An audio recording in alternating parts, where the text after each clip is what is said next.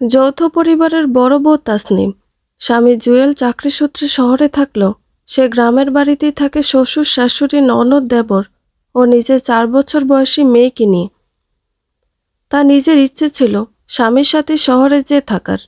এমন নয় যে জুয়েল অল্প স্বল্প রোজগার করে, তাকে পাশে রাখার সামর্থ্য নেই, বরং প্রতি মাসে বেশ ভালো অঙ্কের একটা বেতনই সে পায়। চাইলে ফ্ল্যাট নিয়ে নিজের সাথে বউকে রাখতেই পারে, তবে তাসনিমের শাশুড়ি মূলত তা চান না। তিনি চান পুত্রবধূ তার সাথেই থাকবে, তার সেবা যত্ন করবে। যদিও সেবা যত্ন করার মতো মুমূর্ষু তিনি নন, বেশ সুস্থ সবল। সারাক্ষণে পুত্রবধূ দোষ ধরা, কথা শোনানো, এই সমস্তে খুবই পটু তিনি। সব মেয়েই বিয়ের পর নিজের একটা আলাদা ছিমছাম সংসার চায়, স্বামীর সঙ্গে থাকতে চায়। তাসনিম নিজেও এর ব্যতিক্রম ছিল না, কিন্তু জুয়েল জানায় মা যা চান তাই হবে। তোমার শহরে আসার দরকার কি? আমি ছুটিতে তোমাদের দেখে যাব। তাসনিমের সর্বদাই চিন্তা হতো মানুষটা কি খায় না খায়, কি করে থাকে একা একা। তবে সেসব নিয়ে সে আর অত না ভেবে গ্রামেই থাকতে শুরু করে।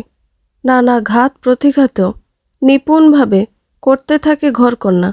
কিন্তু গত বছর হঠাৎ সে খুব জোর দিয়ে শহরে জুয়েলের কাছে চলে যেতে চায়। এতে তার শাশুড়ি রেনু অনেক ক্ষেপে যান। এক প্রকার বিলাপ করে বলতে থাকেন, এ কেমন বউ, বুড়ো শ্বশুর শাশুড়ির সেবা করবে তা না করে কেবল শহরে ছুটতে চায়। আসলে পরের মেয়ে কোনোদিন আপন হয় না।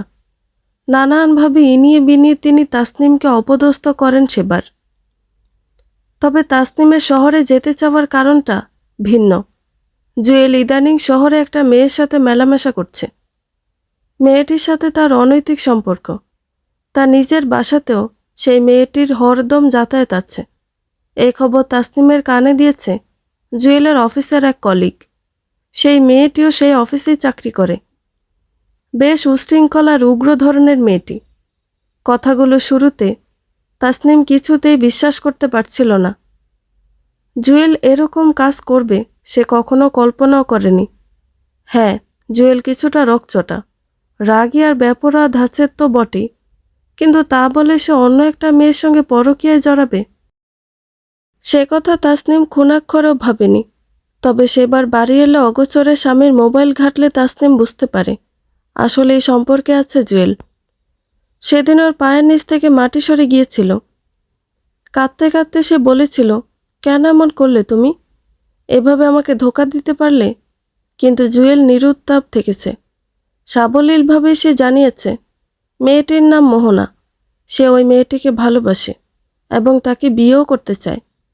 ভালোই হলো, তাসনিম নিজ থেকে বিষয়টা জেনেছে। হতভম্ব তাসনিম অবিশ্বাস্য চোখে কেবল তাকিয়েছিল জুয়েলের ভাবলেশীন মুখটার দিকে। সে যে বিবাহ বহির্ভূত একটা অনৈতিক সম্পর্কে জড়িয়েছে তা নিয়ে তার বিন্দুমাত্র অনুতাপ অবধি নেই। তাসনিমের অবাক লাগে, এই মানুষটিকে সে ভালোবেসেছিল, এই মানুষটিকে সে বিশ্বাস করত। বাবা মারা মেয়ে তাসনিম, মা তাকে নিয়ে ছোট থেকে মামার বাড়িতে থেকেছে। সেখানে কম গঞ্জনা সইতে হয়নি তাদের। এত অপমান, এত অবহেলা আর দুঃখের মাঝে নিজের মধ্যে অতটুকু জোরও অবশিষ্ট ছিল না তাসনিমের। কোনো রকম কেবল নিজেকে টেনে টুনে পড়াশোনা চালাতো। ভাবত একটা চাকরি করে মাকে নিয়ে আলাদা থাকবে। সে সময় তার আলাপ হয় জুয়েলের সাথে। একসময় বন্ধুত্ব, তারপর ভালোবাসা, এরপর বিয়েও হয়ে যায়। তাসনিমের আর পড়াশোনা হয়নি। জুয়েল বলেছিল, আমি তো আছি, তুমি আর অত পড়ে কি করবে? তাসনিমের শাশুড়ি রেনুর এ বিয়েতে বিন্দুমাত্র মত ছিল না। আসলে কারই মত ছিল না, কেবল তার শ্বশুর জামান চৌধুরী জানিয়েছিলেন, আমার ছেলে যাকে বিয়ে করতে চায় তার সাথেই বিয়ে হবে। মেয়ের বাবা নেই, মেয়ে দরিদ্র, সেসব দেখার বিষয় নয়। জামান চৌধুরীর উপর এ বাড়ির কেউই কোনো কথা বলতে পারেনি সে সময়। তবে বিয়ের পর তাসনিমকে অসম্ভব জ্বালা যন্ত্রণা ভোগ করতে হয়েছে। রেনু আর তার মেয়ে চিনু ইচ্ছে মতো অপমান করত তাসনিমকে। চোখের জলে রোজ রাতেই তার বালিশ ভিজত। এই সংসারে যাবতীয় সব কাজ তাসনিমই করে। এত অবহেলা, অপমানের পরেও শাশুড়ির সর্বোচ্চ দেখভাল করে। ছোট ননদ ও দেবরের যাবতীয় দেখভালও সেই করে। নিজের শখ, আহ্লাদ, পড়াশোনা সব বিসর্জন দিয়ে সে এই বাড়িতে থেকেছে কেবল জুয়েলের জন্য। এমনকি নিজের মায়ের দিকেও খেয়াল রাখতে পারেনি কখনো। সমস্ত ধ্যান জ্ঞান এই পরিবারের পিছনে দিয়েছে। জুয়েলের সব কথা মেনে চলেছে, তাকে খুশি রাখার সর্বোচ্চ চেষ্টা করেছে। অথচ সেই তাকে কিনা এত অবলীলায় জুয়েল বলে দিল সে অন্য একটা মেয়েকে ভালোবাসে। তাসনিম এরপর থেকেই পাগলামি শুরু করেছিল শহরে যে স্বামীর সাথে থাকতে। হয়তো ভেবেছিল সে পাশে থাকলে অন্যদিকে মন যাবে না জুয়েলের। অথচ জুয়েল তো আদতে অন্যদিকে মন দিতেই চায়। সে কখনোই তাসনিমকে নেয়নি তার কাছে, আর তখনও নেয় না। তাসনিম যেন এক প্রকার বিনা পয়সায় পাওয়া পরিচারিকার মতো। এরপর বছরখানেক কেটেছে। এই একটা বছর বুকের ভিতর ঠিক কতখানি ক্ষত তাসনিম পুষেছে তা কেউই জানে না, কোনোদিন জানবেও না। কেবল আকুল হয়ে মোনাজাতে কেঁদেছে সে। জুয়েল ইদানিং তার খোঁজ নেয় না তেমন। সে যেন এক প্রকার পুরনোই হয়ে গেছে। মাঝে মাঝে সে খোঁচা দেয়, তাসনিমকে কি বিশ্রী দেখায়।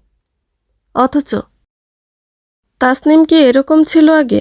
সন্তান জন্ম দেওয়া, একটা সংসারের জন্য খাটা, এইসব করেই তো আজ তার এই হাল। অথচ যার জন্য এত কিছু সে করল, সেই মানুষটাই আজ তাকে কিভাবে অবহেলা করে চলেছে। তাকে ভুলে এখন মেতে উঠেছে অন্য নারীর প্রেমে। যেহেতু যাওয়ার কোনো জায়গা নেই এবং কোনো কিছু করার সামর্থ্য নেই, তাই মাটি কামড়ে পড়ে থাকা ছাড়া তাসনিমের কিছুই করার থাকে না। সে সন্তানের মুখের দিকে তাকিয়ে রোবটের মতো সংসার করে যেতে থাকে। আসলে ঠিক সংসার নয়, কেবল পরিচারিকার মতো খাটাখাটুনি করা।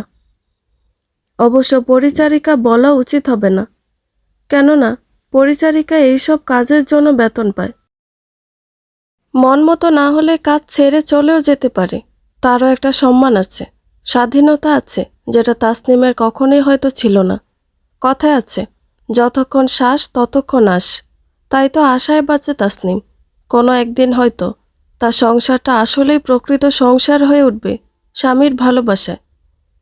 কিন্তু সে আশায় যেন পানি ঢেলে দেয় জুয়েল স্বয়ং। ছুটিতে বাড়ি এসেছিল জুয়েল। খাবার টেবিলে খেতে খেতে হঠাৎ খুব স্বাভাবিকভাবেই বলল, আমি আমার কলিগ মোহনাকে বিয়ে করতে চাই। সামনের মাসে আয়োজন করব। হাত থেকে ডালের বাটি পড়ে যায় তাসনিমের।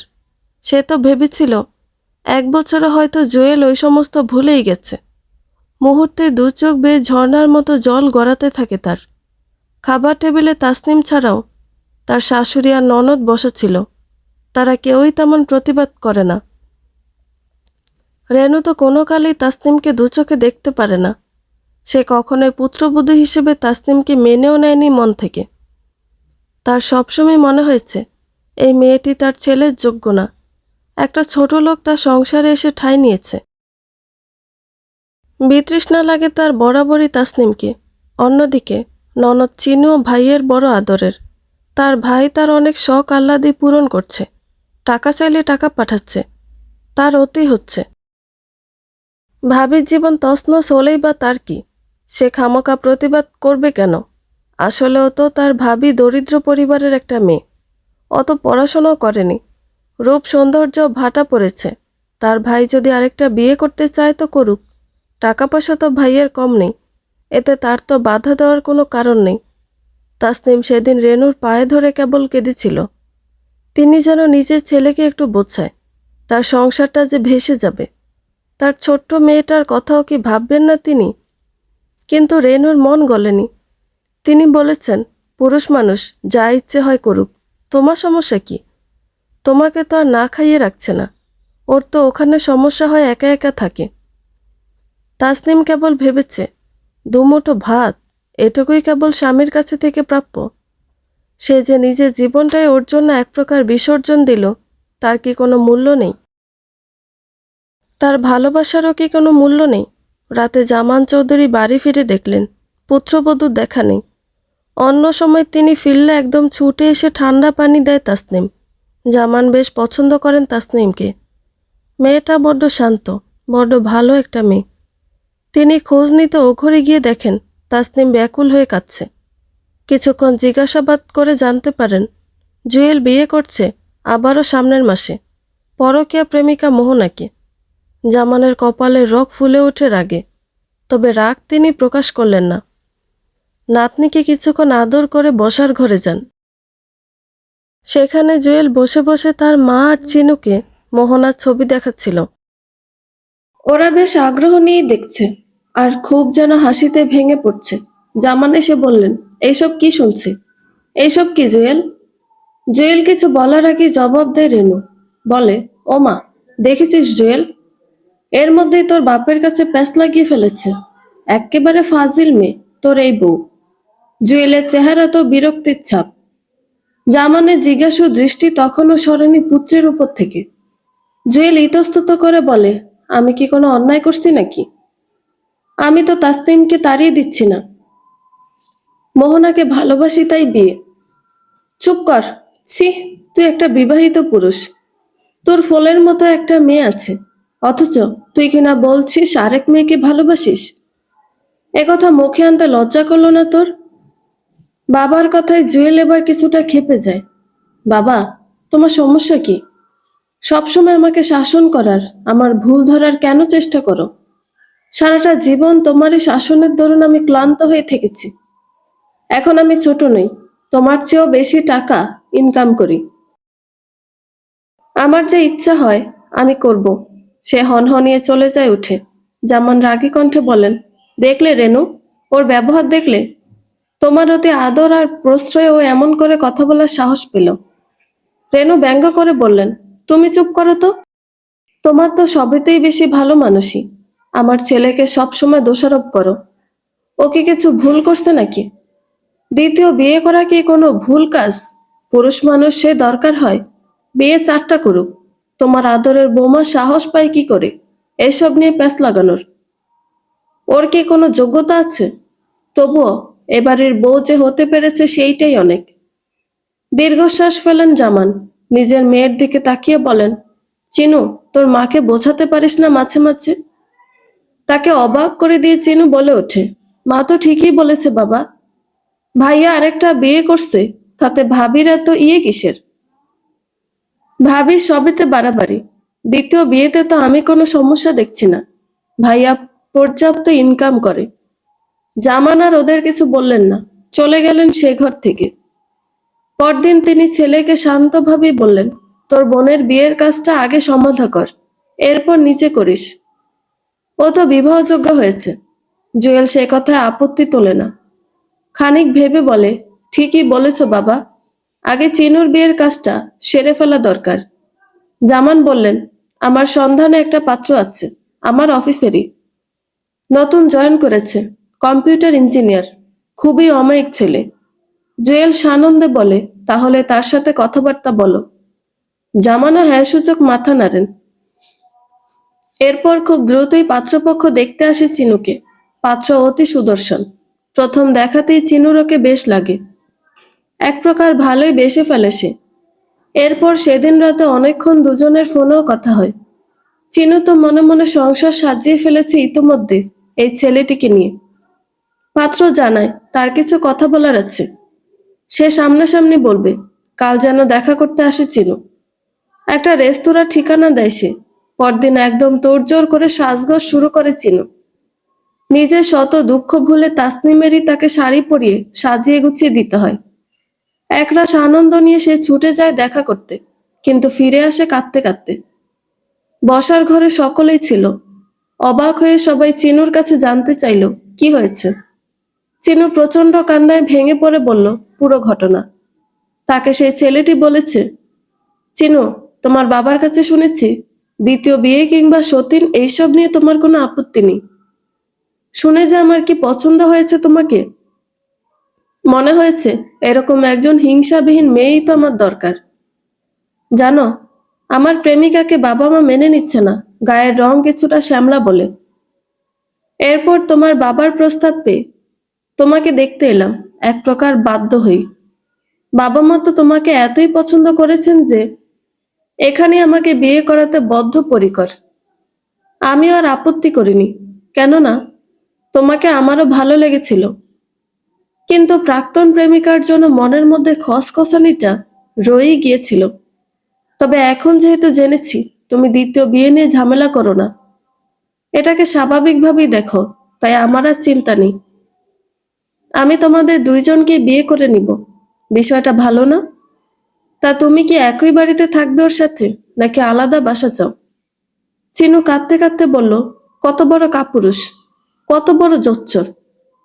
আমাকে ডেকে নিয়ে এইসব বলার সাহস ওই শয়তানকে কে দিল? রেনু মেয়ের কান্না থামানোর চেষ্টা করতে লাগলেন। বললেন, কত বড় জানোয়ার চিন্তা করছো? এই ছেলে বাতিল, এর কাছে আমি মেয়ে বিয়ে দিব না। ছি ছি, কি নিজ ছেলে! জুয়েল নিজেও রাগে ফুঁসতে লাগলো। তার আদরের বোনকে এইসব বলার সাহস কি করে ওই ছেলে পেল? জামান যেন কিছুটা মুচকি হাসলেন ওদের সবাইকে রাখতে দেখে। জামান চৌধুরী বললেন, আসলে আমি তো স্বাভাবিকভাবেই পাত্রের কাছে চিনুর প্রশংসা করার সময় বলেছিলাম, আমার মেয়ের মনে এক রক্তীয় হিংসা বিদ্বেষ নেই। এমনকি সে তো সংসারে সতীন এলেও মেনে নিবে। স্বামীর একথায় একদম ঝাড়ি দিয়ে উঠলেন রেনু। তুমি কোন আক্কেলে একথা বলো? তোমার কি বুদ্ধি বিবেচনা নেই? চিনু তোমাকে বলছে এইসব কথা? জামান অবাক হয়ে বললেন, ওমা, দুদিন আগেই তো বলল। স্বামী পর্যাপ্ত ইনকাম করলে চাইলে দ্বিতীয় বিয়ে করতেই পারে, এতে সমস্যার কিছু নেই। আমি তো সেই কথার জেদ ধরেই বলেছিলাম, কিন্তু বুঝিনি ওই ছেলে প্রশংসা এত সিরিয়াসলি নিয়ে নিবে। তার যে প্রেমিকা আছে আমি কেমন করে জানবো? চুপ করো, আর কথা বললো না। তুমি ইচ্ছে করে এমন করেছো, তাই না? আজব, আমি তো ভালো বুঝি। কথা শেষ করতে না দিয়ে চিনু কান্না জড়িত কণ্ঠে চেঁচিয়ে উঠল, বলল, হয়েছে বাবা, থামো। এই বলে সে ছুটে নিজের ঘরে গিয়ে দুয়ার দিয়ে ফেলল। রেনু একা একাই গজগজ করতে লাগলেন রাগে। আর জুয়েলও বেশ ক্ষেপা, তার আদরের বোনকে অপমান করেছে। এমনি এমনি তো ছেলেটাকে ছেড়ে দেওয়া যায় না। সে তার বাবাকে বলে, ওর ঠিকানা দাও, ওর বাড়ি যে আচ্ছা মতো শিক্ষা দিয়ে আসবো আমি। আমার বোনটাকে এত কাঁদিয়েছে সে। জামান দীর্ঘশ্বাস ফেলে বললেন, তুই আর কি শিক্ষা দিবি ওকে? তোর তো নিজেরই শিক্ষায় ঘাটতি আছে। ওর পথের পথিক তো তুইও, আরেকজনের বোনকে কাঁদাস। তোর বউ যে সারাক্ষণ কাঁদে সেই খেয়াল রাখিস তুই? জুয়েল জবাব দেওয়ার আগে এইবার তড়িৎ গতিতে জবাব দেন রেনু। ঠোঁট উল্টে বলেন, ও, এই তাহলে আসল কথা। বৌমার জন্য দরদ একদম উতলে পড়ছে, তাই না? আমার ছেলে 100 বার বিয়ে করবে, সে নিজের মর্জির মালিক। তাতে তোমার কি? আমার কিছুই না। আমার আবার কি? কিন্তু মর্জি হলেই কি সব কাজ করা উচিত? সেটার প্রভাব কার উপর কতটুকু পড়ছে তা ভাবা কি উচিত না? রেনু এমনিতেই মেয়ের বিষয়টা নিয়ে রেগেছিলেন, তার ওপর জামানের জ্ঞানমূলক কথাগুলো শুনে রাগ আরো বেড়ে যায়। তুমি এত জ্ঞান দিও না তো, জুয়েলের জ্ঞান তোমার চেয়ে বেশি আছে। ও তো আর অশিক্ষিত না। মায়ের রাগী কণ্ঠস্বরকে থামিয়ে বাবার মুখোমুখি বসলো জুয়েল। ঠান্ডা গলায় বিচক্ষণ তার্কিকের মতো বলল, আমি যা করতে চাইছি তা অনুচিত বলতে চাইছ? আমাদের ধর্মে তো একের অধিক বিয়ে করতে কোনো বাধা নেই। তুমি যে এত ধার্মিক জানো নিশ্চয়ই। আমাদের নবী সাল্লাল্লাহু আলাইহি সাল্লাম কয়টি বিয়ে করেছেন? তাহলে বলছো তিনি অনুচিত কাজ করেছে? জুয়েলের চেহারায় বাবার সাথে তর্কে জয়ী হবার আনন্দ ঝিলিক মারছে। জামান খানিকটা হাসলেন, হেসে বললেন, তা তুই নিজেকে নবী রাসূলগণের সাথে তুলনা দিচ্ছিস? তুই কি নবী? তোকে তা এত বলে কয়ে ফজরের নামাজে উঠাতে পারলাম না আজ অবধি। তুই বউ বাচ্চার খেয়ালই রাখিস না, শহরে করে বেড়াস পরকিয়া। তখন কি ধর্মের কথা মনে থাকে না? নাকি নিজের সুবিধা মতো মনে পড়ে কেবল? তাছাড়া তোর নোংরা পরকিয়াকে ঢাকতে তুই নবীজি সাল্লাল্লাহু আলাইহি সাল্লামকে উদাহরণ হিসেবে টানলি। তুই কি জানিস না উনি 25 বছর বয়সে 40 বছরের এক বিধবা নারীকে বিয়ে করেছিলেন এবং প্রথম স্ত্রী বেঁচে থাকাকালীন কেবলমাত্র তার সঙ্গেই 25 বছর সংসার করেছেন। এইসব বললেই কি আমার কাজটাকে তুমি ভুল বলে আখ্যা দিতে পারবে বাবা? আমি জানি আমি কোনো ভুল করছি না। এটা তো হালাল কাজ। হালাল হলেও আল্লাহ তাআলা কঠোর হুঁশিয়ারি দিয়েছেন, দ্বিতীয় বিয়ে করার ব্যাপারে মন চাইলো আর করে ফেললাম, বিষয়টা এমন না। নিজের লালসা চরিতার্থ করতে ধর্মকে কলুষিত করবি না। আচ্ছা যাও, ধর্মের কথা বাদ দিলাম, শুধু এটাই বলো, আমি কি যথেষ্ট রোজগার করি না? আমি কি তাসনিমকে না খাইয়ে রাখছি? ওর মাথার নিচে কি ছাদ নেই? নিজের মেয়ের যাবতীয় খরচও তো আমি চালাচ্ছি। তাহলে আমি যদি মনে করি আমাকে শহরে দেখভাল করার জন্য, সঙ্গ দেওয়ার জন্য একজন স্ত্রীর প্রয়োজন, তাহলে এখানে ভুলটা কোথায়? একজন স্বামীর দায়িত্ব কি মাস শেষে কয়টা টাকা ছুঁড়ে মারা? স্ত্রীর মনের খবর রাখা কি স্বামীর দায়িত্ব নয়? স্ত্রীর চোখে যেন কখনো অশ্রু না জমে, সেটা দেখা কি স্বামীর দায়িত্ব নয়? তুই কেন নিজের কাছে ওকে রাখছিস না? তোর মায়ের ফুড ফরমায়েশ খাটতে তো ও বাধ্য নয়, তবুও ওকে এখানে ফেলে রেখেছিস। তোর সঙ্গ প্রয়োজন হয়ে গেল একা থাকতে গিয়ে, তবে ওর কি প্রয়োজন নেই? জুয়েল উপযুক্ত জবাব ভাবছিল, চোখ মুখ শক্ত করে। সে সময় রেনু চেঁচিয়ে উঠলেন, বললেন, তোর বাপের সাথে খামোখা তর্ক করিস না তো। কম বয়সে ঝোঁকের বসে ওই ফকিরের বাচ্চাটাকে বিয়ে করতে চেয়েছিলি। আমি যথেষ্ট বাধা দেওয়ার চেষ্টা করেছিলাম, কিন্তু তোর বাপ তখন লাফিয়ে লাফিয়ে ওই মেয়েকে ঘরের বউ হিসেবে মেনে নিল। তুই না হয় অবুঝ ছিলি, যাই হোক, অন্তত এখন বুঝ হয়েছে। আফসোস, তোর বাপের কখনো সেই বুঝটুকু হবে না। তাসনিম কি ওর যোগ্য? ওই মেয়েকে দেখতেও তো পদ লাগে না, গায়ের রং ময়লা হয়ে গেছে, এমন কাজের মেয়ের মতো দেখা যায়। জুয়েলের কি ঠেকা পড়ছে সারা জীবনই কেবল ওকে নিয়ে থাকতে? জুয়েল আর থাকলো না। ঘরের মধ্যে এত উপদেশের ক্যাচকেচানি আর বউয়ের কান্নাকাটি তার মোটেও ভাল লাগে না। বরং শহরে আছে তার প্রেমিকা মোহনা, যার চোখের মায়ায়, শরীরের মায়ায় সে প্রবল আনন্দে সময় কাটাতে পারে। সামনে তাদের বিয়ে। মোহনা এখনই ঘুরে ঘুরে বেছে বেছে শপিং করতে চায়। শেষ মুহূর্তে গিয়ে হুড়োহুড়ি করার তার ইচ্ছে নেই। পাশাপাশি মোহনা এও চায় জুয়েল যেন তাসনিমকে তালাক দিয়ে দেয়।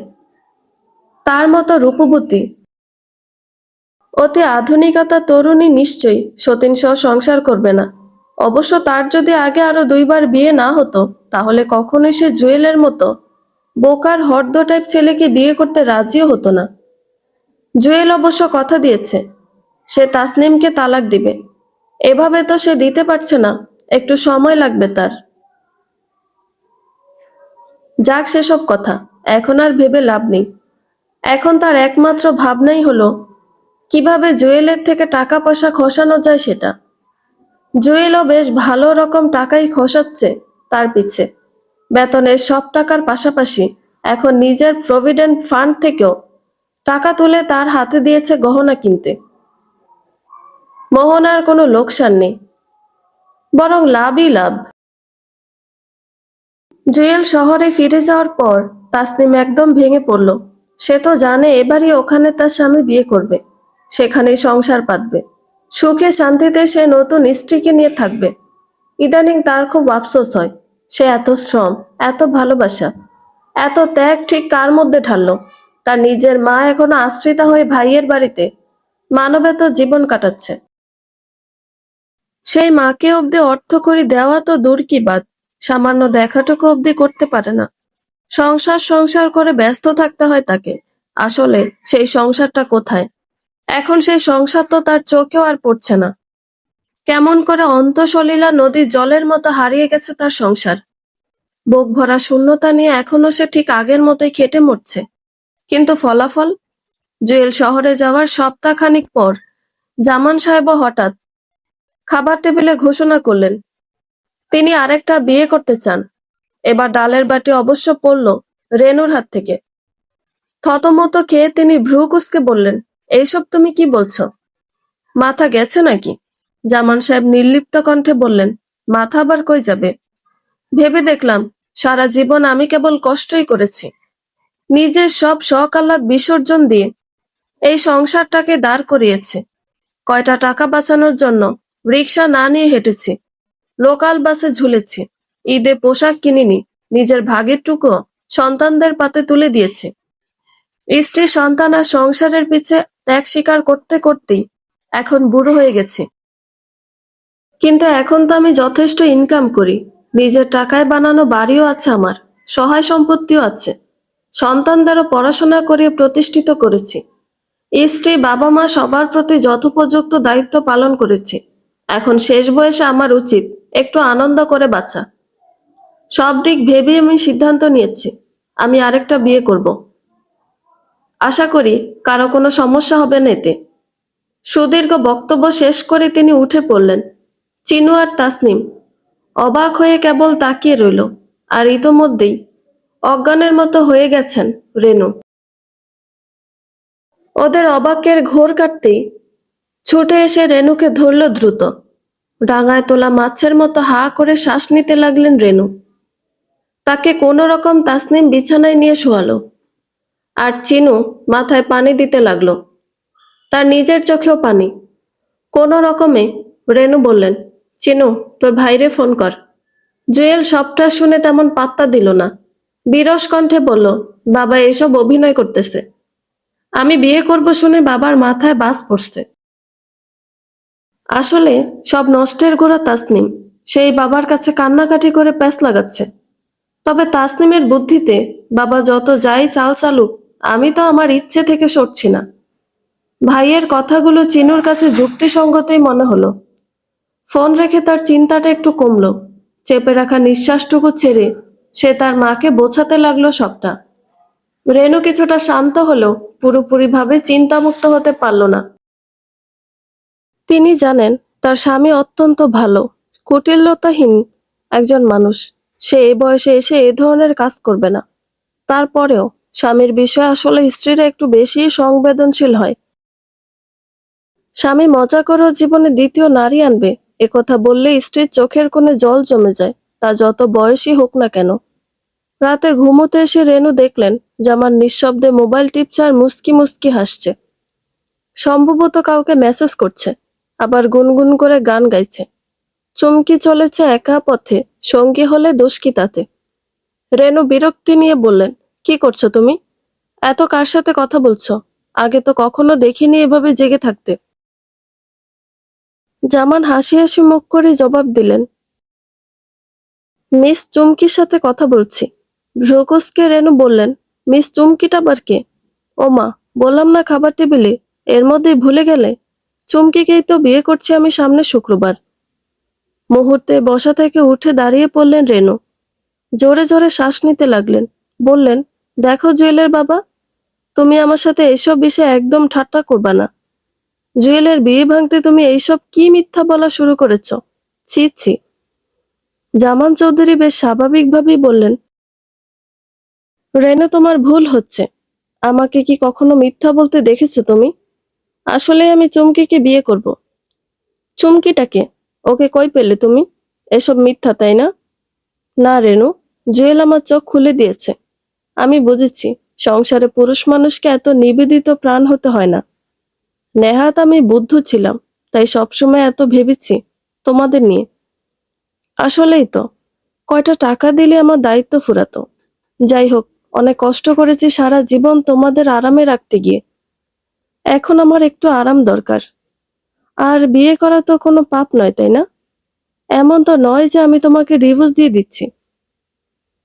তুমিও থাকো, চুমকিও থাকবে। ছোট বোনের মতো দেখবে তুমি ওকে। পাশের টেবিলে রাখা ল্যাম্পটা এক ধাক্কায় মেঝেতে ফেলে দিয়ে চেঁচিয়ে উঠলেন রেনু। বললেন, ছোট বোন না? এমন ছোট বোনকে ডট ডট করব। ওই মেয়েকে? চেঁচামেচি আর নোংরা গালাগালি শুনে বাধ্য হয়ে অত রাতে ছুটে এলো তাসনিম আর চিনু। ওদেরকে দেখে আরো চেঁচামেচি করতে লাগলেন রেনু। দেখছিস চিনু, মাথা খারাপ হয়ে গেছে এই লোকের। চিনু অভিমানে রাগে বাবার দিকে কিছুক্ষণ তাকিয়ে মাকে নিয়ে নিজের ঘরে চলে গেল। এরপর আবারও জানানো হলো জুয়েলকে, তবে জুয়েল বিরক্তই হলো। এই মুহূর্তে আবার বাড়ি আসতে তার ইচ্ছে হচ্ছে না। এভাবে বারবার বাড়ি গেলে মোহনাও রাগ করবে। কিন্তু মায়ের এমন কান্নাকাটি, আহাজারি আর ক্রমাগত ফোনের চোটে একদিনের জন্য বাড়ি আসতে বাধ্য হয় সে। সে যখন বাড়ি ফিরল, তখন জামান সাহেব বাড়িতে ছিলেন না। সে এসেই মা আর বোনের সাথে কিছুক্ষণ রাগ দেখালো। তার রাগের সারমর্ম এই যে বাবার মিথ্যা অভিনয় দেখে কেন এত ভেঙে পড়ছে ওরা? এরপর নিজের ঘরে গিয়ে অতটুকু শিশু কন্যার সামনে ইচ্ছে মতো যা নয় তাই বলে তাসনিমকে অপমান করলো, খোঁটা দিল, কথা শোনালো। আর কি, অসময়ে তাকে বাড়ি টেনে আনার রাগটা সবটাই ওর ওপর ঝাড়ল। ও বেচারি কেবল নীরবে কেঁদেই গেল। এর বাইরে টু শব্দ করলো না। ওই যে কথায় আছে, সুউচ্চ অট্টালিকা যার নদী ভাঙনে হারিয়ে যাচ্ছে, সে আর কয়েকটা ইট বাঁচাতে নদীর সাথে কলহ করে না। তাসনিমেরও সেই দশা। তার তো সামনের মাসে এই সংসারে পুরো দস্তুর আগাছা হয়েই বাঁচতে হবে। এখন আর খানিক বকুনিতে জবাব দিও বা লাভ কি? বাবাকে কি কি কথা বলে অপদস্থ করবে তা মনে মনে রিহার্সাল করেই রেখেছিল জুয়েল। তবে জামান চৌধুরী যখন ফিরলেন, তখন আর কারো কোনো কথা বলার মতো শক্তিটুকুই ছিল না। তিনি বাড়ি ফিরেছেন 20-25 বছরের এক তরুণীকে নিয়ে। তরুণীর পরনে কারুকার্য খচিত আধুনিক ঘরানার শাড়ি, কানে আর গলায় মুক্তোর গহনা শোভা পাচ্ছে, ঠোঁটে গাঢ় লিপস্টিক আর পায়ে হাই হিল। জামান চৌধুরী সাদাসিধা ধার্মিক ও নীতিবান মানুষ। তার সাথে এমন এক তরুণী বাড়ি আসবে, একথা কেউই বিশ্বাস করতে পারছিল না। রেনুর চেহারায় ভয়ের ছাপ। তিনি খামচে চিনুর হাত ধরে কাতর চোখে তাকালেন। তাসনিমা হতভম্ব। সবচেয়ে বেশি অবাক অবশ্য জুয়েল হয়েছে। কাপা কাপা গলায় সে জানতে চাইল, ইনি কে বাবা? জামান সাবলীল ভাবেই বললেন, এনাকে তোমার নতুন মা বলতে পারো, আমার হবু বউ। এই যে এই শুক্রবারই আমাদের বিয়ে। আজ বায়না করলো বাড়িটা দেখতে চায়, তাই দেখাতে নিয়ে এলাম। ভেবে দেখলাম এটা তো তারই বাড়ি হতে যাচ্ছে। বিয়ের আগে একবার দেখে গেলে ক্ষতি কি, তাই না? রেনু গলা ফাটিয়ে চিৎকার করে কেঁদে উঠলেন। কাছে চিনুও। জুয়েল আগে সকলকে ভিতরে আনলো, পাছে প্রতিবেশী কেউ যদি দেখে ফেলে। এরপর রাগে গজগজ করে বলল, বাবা তুমি লাজ শরম বিবেক বুদ্ধি সবকিছুর মাথা খাইছো? এ সমস্ত কথা কি করে বলছো তুমি? লজ্জার কি আছে জুয়েল? বিয়ে করা কি লজ্জার বিষয় নাকি? আমার কি টাকা পয়সার অভাব আছে? তোমার মার খাওয়া পড়ায় কোনো সমস্যা হবে না, চিন্তা করো না। চুমকি যাও, তুমি ঘুরে দেখে আসো বাড়িটা। তাসনিম চুমকিকে সব দেখিয়ে আনো। তাসনিম অবাক হয়ে তাকিয়ে রইল কেবল। জামান সাহেব তাড়া দিলেন, যাও যাও, দেখিয়ে আনো। অনিচ্ছা নিয়ে চুমকি নামক নারীকে ঘর বাড়ি ঘুরিয়ে দেখাতে চলে গেল তাসনিম। জুয়েল রাগে কাঁপছিল কেবল। সে বলল, এইসব কি আসলেই করতে যাচ্ছ তুমি? হ্যাঁ রে বাপ, হ্যাঁ। কয়বার বলতে হবে আর? আমি তো একজন প্রাপ্তবয়স্ক মানুষ। আমার যা ইচ্ছে আমি তাই করব, তাতে কার কি? রেনু কাঁদতে কাঁদতে বললেন, যখন তুমি কম টাকা রোজগার করতে, তখন কি আমি তোমার সাথ দিইনি? অভাবের সংসারে এককালে আমি কি কষ্ট করিনি? তোমাকে কি ভালোবাসিনি? আজ তুমি এই প্রতিদান দিচ্ছ আমায়? দেখো রেনু, আমি অস্বীকার করছি না তোমার অবদান, কিন্তু তুমি এখন বুড়ি হয়ে গেছো। তোমার রূপ লাবণ্য কিছুই তো আর অবশিষ্ট নেই। কিন্তু আমার হাতে এখনো টাকা আছে, বরং আগের চেয়ে বেশি আছে। আমি কেন তাহলে কেবল তোমাকে নিয়ে পড়ে থাকবো? তুমি তো এখন আর আমার যোগ্য নেই। ছি, তুমি আমাকে এত বড় কথা বললে। শারীরিক সৌন্দর্যটাই কি সব? আমার ত্যাগ তিতিক্ষা সব ভুলে গেলে? দেখলি জুয়েল, দেখলি চিনু, তোদের বাবা কি বলছে? আমি আর বাঁচতে চাই না, আমি মরে যেতে চাই। চিনুও কেঁদে উঠল, বলল, বাবা তোমাকে আমি ঘৃণা করি।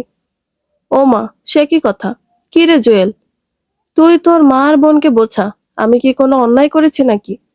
তুই তো অন্তত আমার দিকটা বুঝবি, তাই না?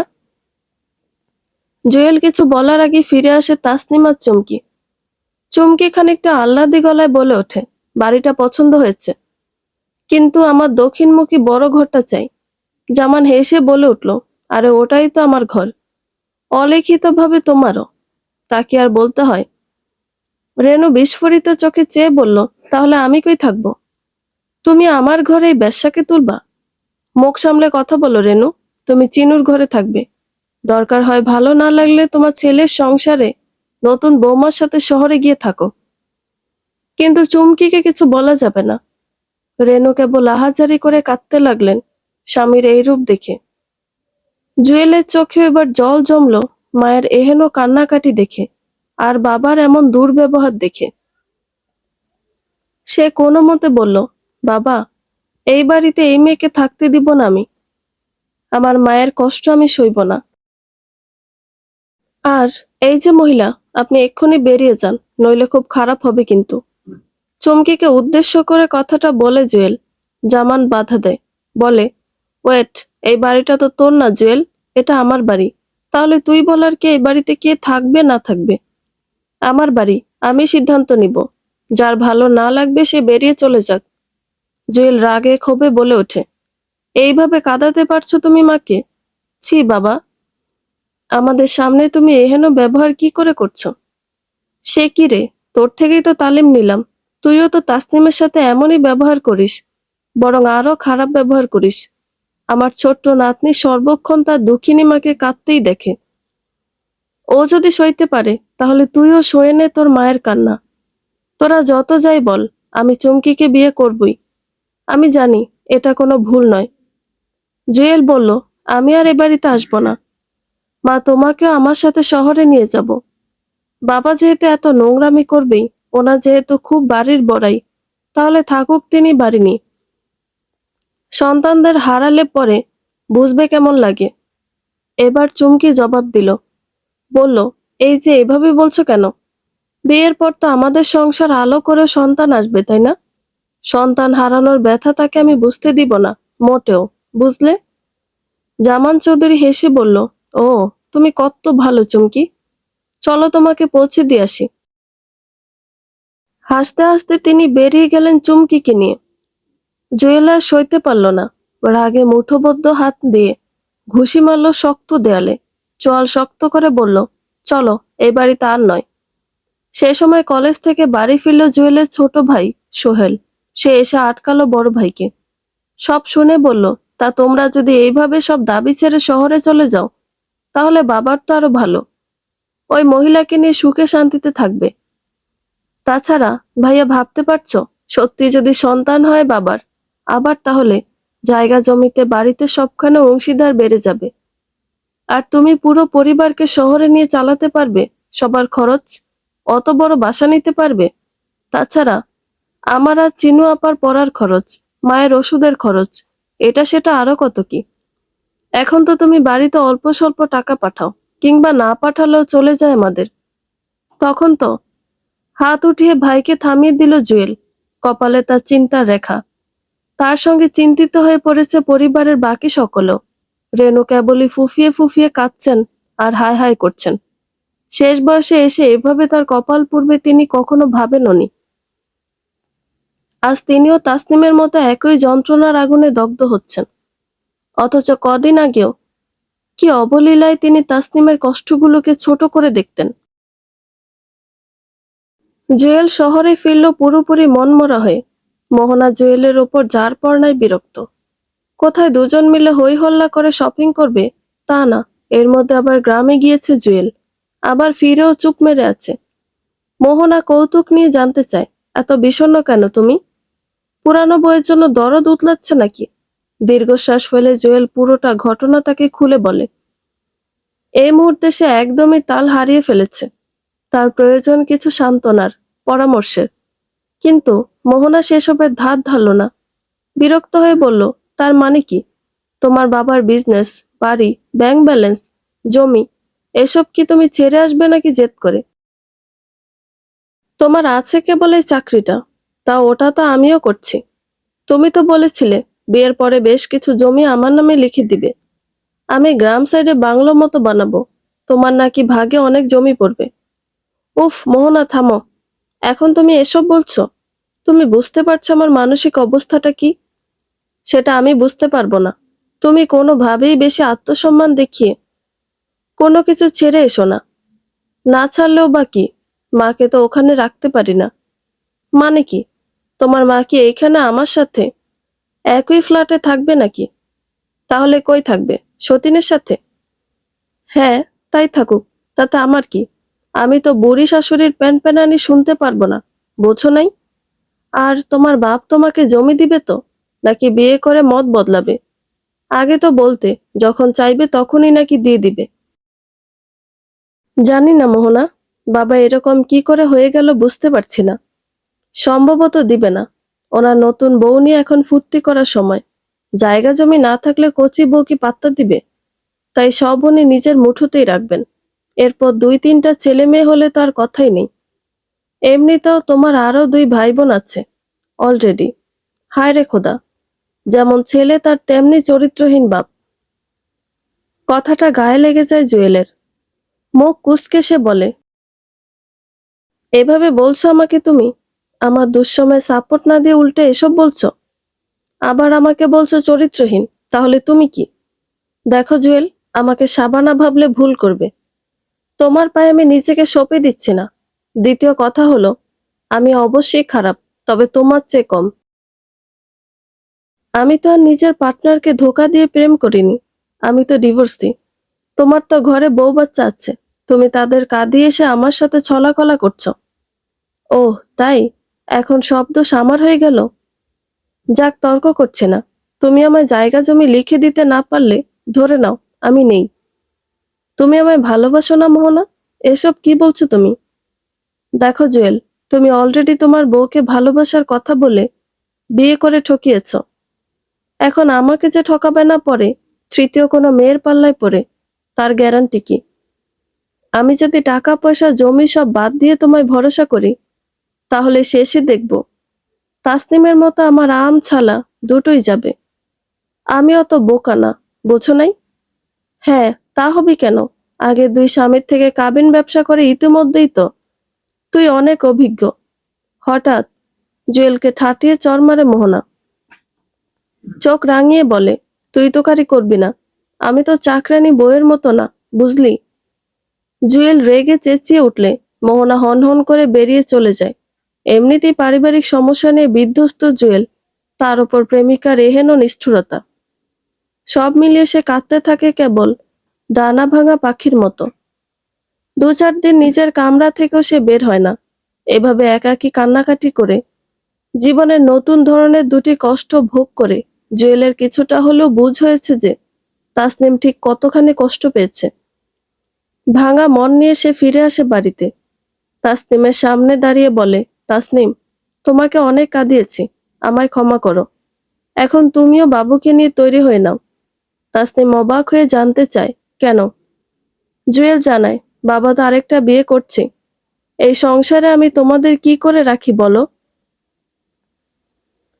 তাসনিম বলে, তাহলে তোমার দ্বিতীয় স্ত্রী? জুয়েল বলে, ওসব আর আমার মাথায় নেই। মায়ের চোখের জল দেখে আমি অনেক কিছুই নতুন করে উপলব্ধি করেছি। তাছাড়া তোমার মতো কেউই নয় তাসনিম। কেউই আমার দুঃসময়ে তোমার মতো পাশে থাকবে না, তা বুঝেছি আমি খুব করে। তাসনিমদের অবশ্য এ বাড়ি ছেড়ে যেতে হলো না। তার আগেই ছেলের শুভ বোধ উদিত হয়েছে একথা তাসনিমের মুখে শুনে জামান সাহেব স্বীকার করলেন, সবটুকুই ছিল সাজানো। তিনি কেবল নিজের ছেলে, বৌমা ও নাতনিকে একসাথে রাখতে, তাদের সংসার বাঁচাতে এতদিন অভিনয় করেছেন। চুমকি হলো তার অফিসের একজন কলিগ। বেশ বুদ্ধিমতী এই মেয়েটিকে সে বরাবরই স্নেহ করে। চুমকির সাথে পরামর্শ করে এই পদ্ধতি বেছে নিয়েছিলেন তিনি। আসলে এছাড়া অন্য উপায় ছিলও না। কোনোভাবেই ছেলের চোখে ভুলগুলো ধরিয়ে দিতে পারছিলেন না। তাই এক প্রকার বাধ্য হয়ে, এছাড়া জামান আরও জানালেন, শুরুতে চিনুর দেখা সেই পাত্রটি এই প্ল্যানের অংশীদার। সেও সবটাই জানত। অর্থাৎ সে পাত্রের কোনো পূর্ব প্রেমিকাও নেই। চিনু চাইলে পুনরায় সেখানে বিয়ের কথা হতে পারে। সবকিছু শুনে রেনু কিছুক্ষণ কাঁদলেন। সবার সামনেই স্বামীকে জড়িয়ে ধরে চিনুও ছুটে এসে বাবার বুকে মাথা রাখল। রেনু কাঁদতে কাঁদতে বললেন, তুমি এইভাবে কষ্ট দিবে তা বলে? নিজের বউকে, নিজের ছেলে মেয়েকে কি করে সইলে তুমি? দীর্ঘশ্বাস ফেলে জামান বললেন, আমার আরেকটি মেয়েও তো কষ্ট পাচ্ছে মাসের পর মাস। আমি তো তাও সয়েছি বলো। শুক্রবারে জামানের বিয়ে না হলো, চুমকি আর সেই পাত্রটি এসে উঠল চৌধুরী বাড়িতে। জম্পেশ একটা ভোজের আয়োজন হলো। খুব হইচই, হাসি ঠাট্টা হলো সারা বিকাল। পরিবারে এই কদিন যে দুঃখের ছায়া ছিল তা একদমই মুছে গেল। রেনুর মধ্যে অনেকটাই পরিবর্তন এসেছে। আর চিনু তো ভাবির সাথে রান্নাঘরের কাজে সাহায্যও করেছে সারা সকাল। রাতের বেলা নিজের ঘরে অনেক দিন পর তাসনিম আজ হাসি মুখে বসেছিল। তার ছোট্ট কন্যা মাকে এমন হাসি খুশি দেখে কি ভীষণ খুশি হলো। মায়াবী কণ্ঠে মায়ের সাথে এটা সেটা গল্প করতে লাগলো। আর তাসনিমও মেয়ের সাথে খুব ঝলমলে চেহারা নিয়ে এক মুখ হাসি নিয়ে সেসব গল্পে সায় দিতে লাগলো। দরজায় দাঁড়িয়ে এই অতি সাধারণ দৃশ্যটা দেখে হঠাৎ জুয়েলের বুক হু হু করে উঠল। কেন জানি চোখে পানিও চলে এলো তার। মিস কন্যাকে এভাবে হাসতে খেলতে সে আগে কখনো দেখেনি, সবসময় কাঁদতেই দেখেছে। খুব বিরক্ত লাগতো তার, অথচ আজ নিজের ওপর বড্ড আফসোস হচ্ছে। তাসনিমকে কি মায়াবী না লাগছে, চোখ সরাতেই পারছে না সে। এই তো তার এক টুকরো স্বর্গ, তার সংসার, তার জীবন মরণ, অথচ এই উপলব্ধি এতদিন কই ছিল? পরকীয়া নামক অভিশাপের কবলে পড়লে বুঝি এইভাবেই মানুষের চোখ অন্ধ হয়ে যায়। স্বর্গের টুকরোকেও তখন কয়লা মনে হয়। নিজেকে মনে মনে ধিক্কার দিয়ে এগিয়ে যায় ওদের দিকে জুয়েল। মাথা নিচু করে ক্ষমা চায় তাসনিমের কাছে।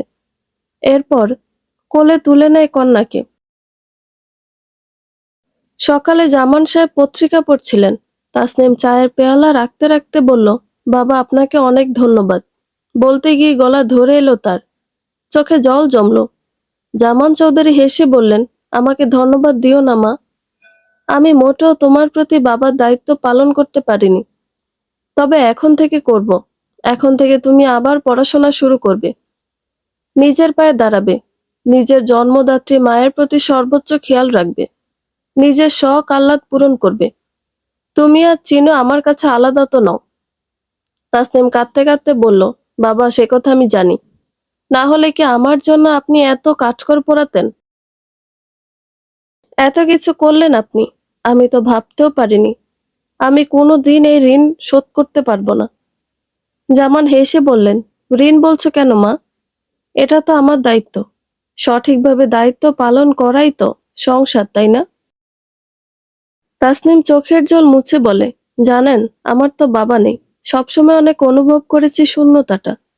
তবে আপনি সেই শূন্যস্থান পূরণ করে ফেলেছেন বাবা। এই সংসারটাকে আবার সত্যিকার অর্থেই আমার সংসার বানিয়ে দিয়েছেন আপনি। বন্ধুরা, গল্পটি ভালো লেগে থাকলে একটা লাইক করে দিবেন এবং গল্প সম্পর্কে কোনো মতামত জানানোর থাকলে কমেন্ট করতে পারেন। নতুন নতুন আরো গল্প শোনার জন্য চ্যানেলটি সাবস্ক্রাইব করে পাশেই থাকবেন। ধন্যবাদ সবাইকে, ভালো থাকবেন।